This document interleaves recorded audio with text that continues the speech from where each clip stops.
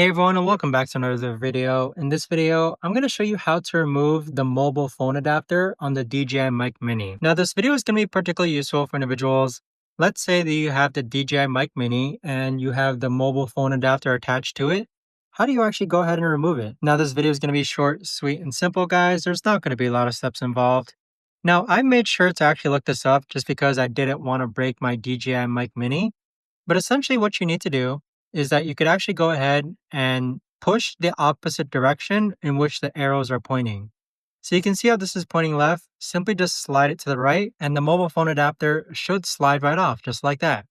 So once again, if it's placed in, just simply slide it off, and there you have it. But that right there, guys, is the best and easiest way that I know of to actually go ahead and remove the mobile phone adapter on your DJI Mic Mini. If you guys know of a better or easier way to actually do this, let me know in the comments down below.